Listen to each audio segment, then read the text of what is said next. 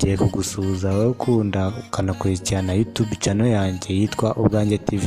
Niba utarakanda subscribe, share, like, comment, ibyo nibyo nkubwira ngo ubikore kugira ngo ukomeze kubana nanjye muri ibi biganiro by'amateka ahanini yibanda ku y'u Rwanda. Kuri uyu munsi nakuzaniye inkomoko y'umugezi wa Nyabugogo. Iki nicyo gice cya mbere nzagenda mbabwira, n'igice cya kabiri nzahita ngikurikizaho nabonye byagenda neza kugira ngo mbicemo kabiri kugira ngo ubashe gukurikirana ibya mbere umenye n'ibizakurikira.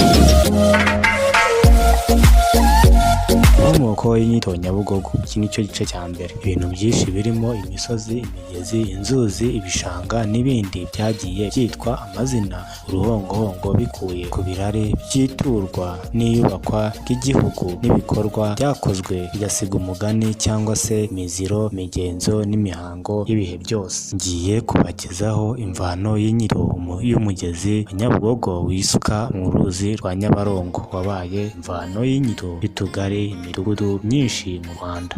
Umutekereza w'amateka y'u Rwanda akaba Musizi Nsanzabera Jean Dorier yagize icyo adutekereza ku nkomoko y'izina y'umugezi wa Nyabugogo mu gitabo cye yise Intwari z'Imbanza zubatse u Rwanda ruhamye igitinyiro, n'ikindi cyitwa Ibirari by'amateka. Inkomoko y'inyito y'ahantu. Izina Nyabugogo rikomoka ku misezero y'abami b'u Rwanda bambukaga uwo mugezi kuka mu kiyaga cya Muhazi bakajya kubatabariza mu murenge wa Rutare mu karere ka Gicumbi kuri ubu. Abasiganuzi b'amateka bagaragaza ko mu ntango y'umugezi wa Nyabugogo witwaga Nyamigogo. Nyabugogo byavuye ku mvugo yo gushyoma, gasuzuguro no gupfobya yagiye ikomoka ku mahari y'ibihugu bituranye n'u Rwanda rugari rwa Gasabo byagiye bigira mu bihe byo kubyigarurira. Nk'uko tubimenyereye mu ikeshamvugo y'Ikinyarwanda, Ngogo bivuga umurambo w'umwami, bikaba bigaragaza ko uwo mugezi witiriwe imigogo y'abami b'u Rwanda yahambuzwaga bagiye kwitabariza i Rutare mu Buganza bwa ruguru. Mbere y'uko bambuka uwo mugezi babanzaga kuhakorera imihango ibanziriza kuwambuka bajya gutabariza umwami. Imwe mu mihango bakoreragayo irimo nko kuvoma amazi muri uwo mugezi bakayavanga n'ingwa y'inono n'amazi y'ubuhoro, bagakozamo icyuhagiro, barangiza bakayatera ku mugogo w'umwami utanze, ayandi bakayiyuhagira, bakabona kwambuka bajya kuwutabariza mu misezero yagenewe abami b'u Rwanda aho i Rutare. Impamvu nyamukuru yatumaga bakora uwo muhango wo gutera icyuhagiro umugogo w'umwami watanze yari ugukumira ibiza n'imyuzure bikomoka ku migezi n'ibiyaga biri mu Rwanda.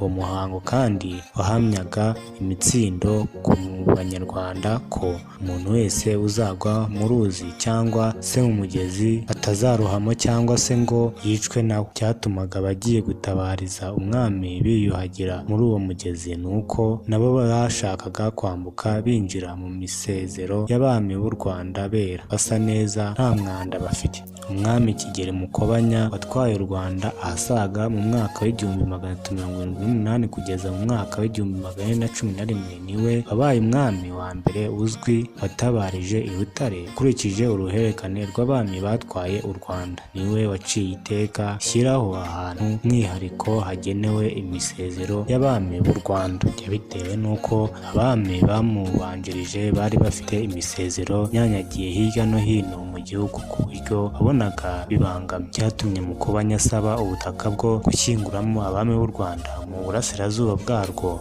Nabwo bwari uburyo bwo kubungabunga amateka y'u Rwanda agaragaza aho baturutse baza guhanga ingoma i Gasabo. Twibuke ko banyuze mu bihugu by'uburasirazuba barabyambuka baza guhanga ibihugu byabo hakuno ya Muhazi. Amazi magari bambutse baza guhanga igihugu, abo bagombaga no kuyambuka bagisezeramo. Niko kurambagiza ubutaka bwegeranye neza n'i Gasabo, ahitamo umurenge wa Rutare mu ngoma y'Ubuganza. Muri ibyo bihe Mukobanya yaciye iteka ko ubutaka bwose buri hakurya y'uwo mugezi bugomba kuba indeka y'ingoma y'u Rwanda, akaba umwihariko w'imisezero y'abami ba. Yongeyeho ko niba hari abaturage bahatuye batarimurwa cyangwa abahaturiye n'abashobora kuhanyura bagiye mu miryango yabo ariko bambutse uwo mugezi bagomba kubanza kwiyuhagiramo cyangwa se bakiraba ku gahanga hakoreshejwe icyuhagiro bakabona kwambuka. Ibyo byaterwaga n'igenagitekerezo ry'Abanyarwanda ko